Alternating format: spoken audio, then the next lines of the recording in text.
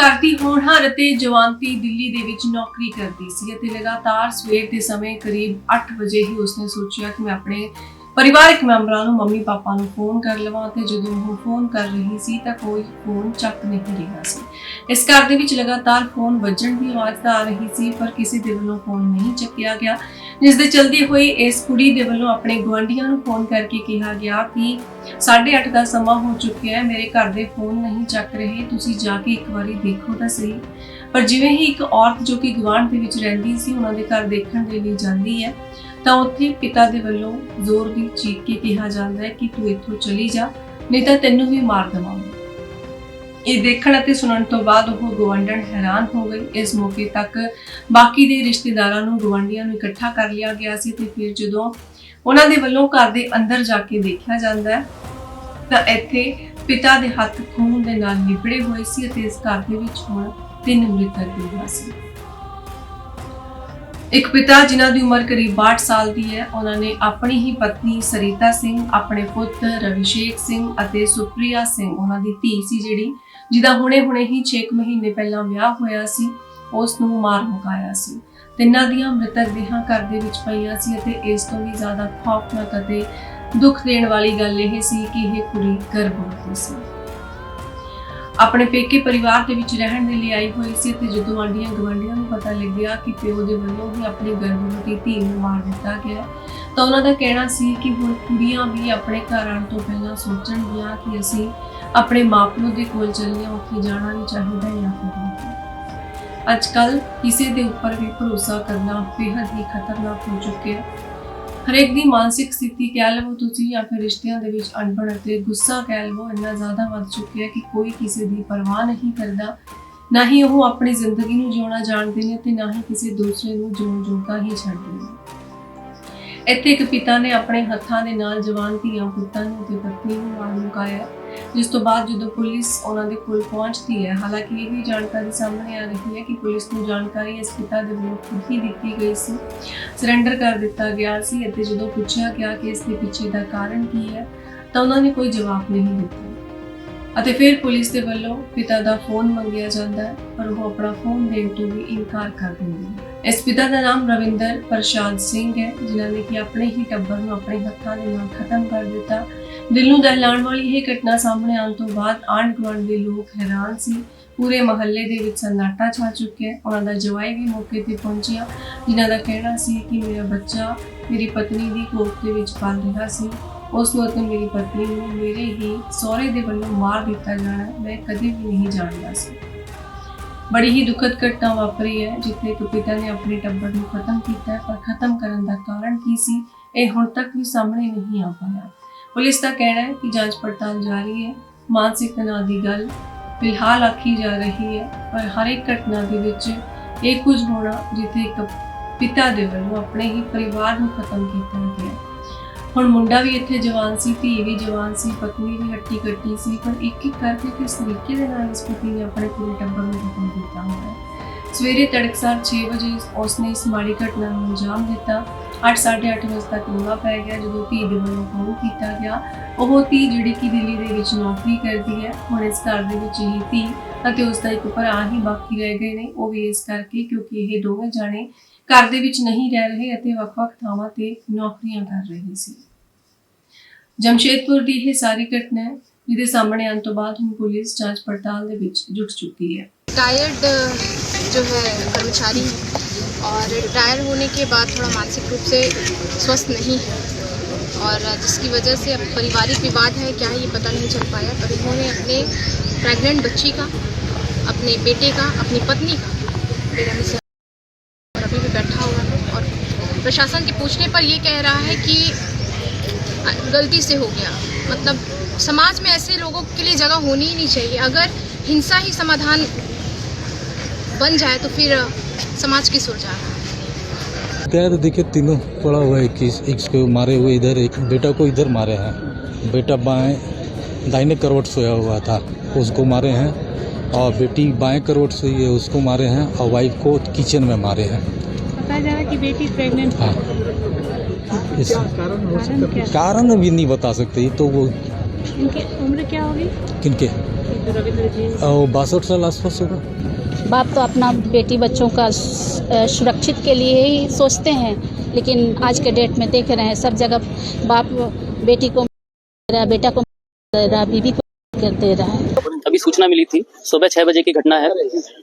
मुख्य अभियुक्त जो है रविंद्र प्रसाद सिंह, उनका ये कहना है स्वीकृति में कि उन्होंने अपनी पत्नी जिनका नाम सरिता सिंह है, उनकी बेटी जिनका नाम सुप्रिया सिंह है और उनके बेटे रवि सिंह की हत्या कर दी।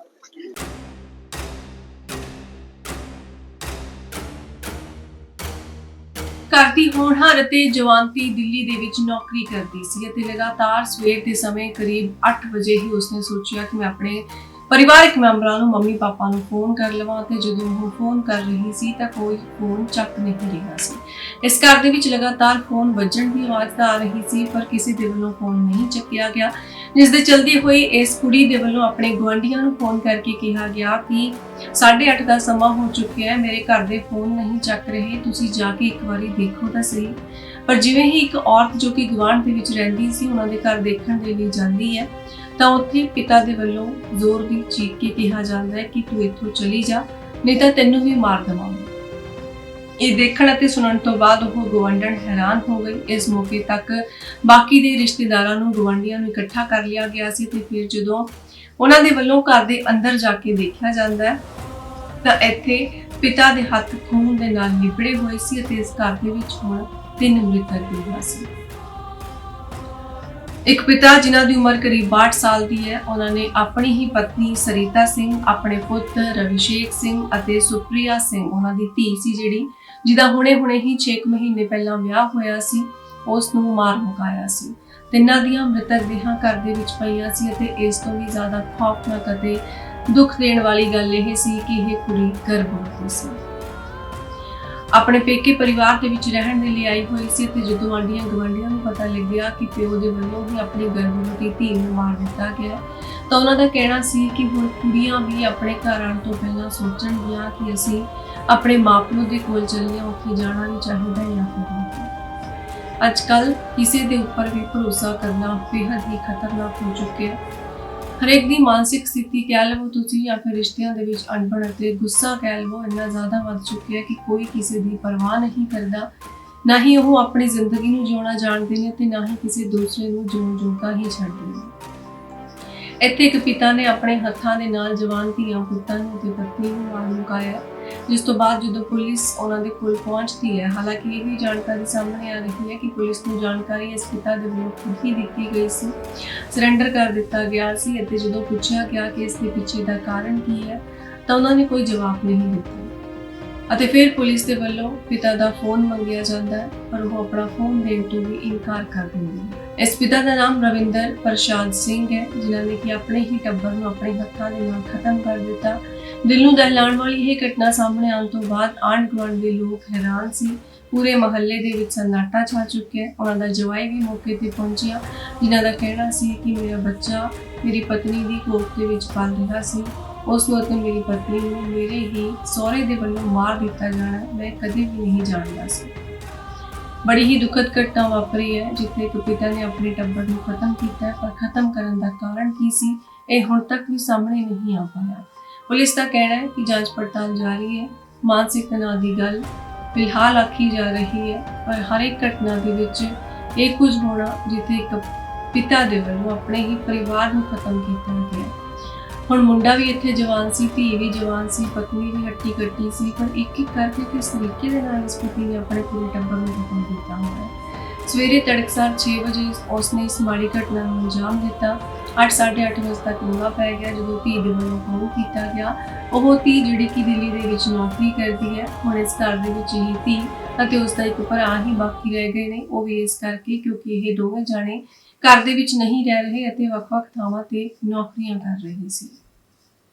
ਜਮਸ਼ੇਦਪੁਰ ਦੀ ਇਹ ਸਾਰੀ ਘਟਨਾ ਹੈ ਜਿਹਦੇ ਸਾਹਮਣੇ ਆਉਣ ਤੋਂ ਬਾਅਦ ਹੁਣ ਪੁਲਿਸ ਜਾਂਚ ਪੜਤਾਲ ਦੇ ਵਿੱਚ जुट चुकी है। रिटायर्ड जो है कर्मचारी हैं और रिटायर होने के बाद थोड़ा मानसिक रूप से स्वस्थ नहीं है और जिसकी वजह से अब पारिवारिक विवाद है क्या है ये पता नहीं चल पाया, पर उन्होंने अपने प्रेग्नेंट बच्ची का, अपने बेटे का, अपनी पत्नी का बेरहमी से और अभी भी बैठा हुआ है और प्रशासन के पूछने पर ये कह रहा है कि गलती से हो गया। मतलब समाज में ऐसे लोगों के लिए जगह होनी ही नहीं चाहिए। अगर हिंसा ही समाधान बन जाए तो फिर समाज की सुलझा। क्या है, देखिए तीनों पड़ा हुआ है कि इसको मारे हुए इधर, एक बेटा को इधर मारे हैं, बेटा दाहिने करवट सोया हुआ था उसको मारे हैं, और बेटी बाएं करवट सोई है उसको मारे हैं, और वाइफ को किचन में मारे हैं। बताया जा रहा है कि बेटी प्रेग्नेंट हाँ, इस कारण भी नहीं बता सकते। ये तो वो इनकी उम्र क्या होगी? किनके रविंद्र जी 62 साल आसपास होगा। बाप तो अपना बेटी बच्चों का सुरक्षित के लिए ही सोचते हैं, लेकिन आज के डेट में देख रहे हैं सब जगह बाप बेटी को मार रहा, बेटा को मार रहा, बीवी को कर दे रहा है। अभी सूचना मिली थी, सुबह 6 बजे की घटना है। मुख्य अभियुक्त जो है रविंद्र प्रसाद सिंह, उनका ये कहना है स्वीकृति में कि उन्होंने अपनी पत्नी, जिनका नाम सरिता सिंह है, उनकी बेटी जिनका नाम सुप्रिया सिंह है, और उनके बेटे रवि सिंह की हत्या कर दी।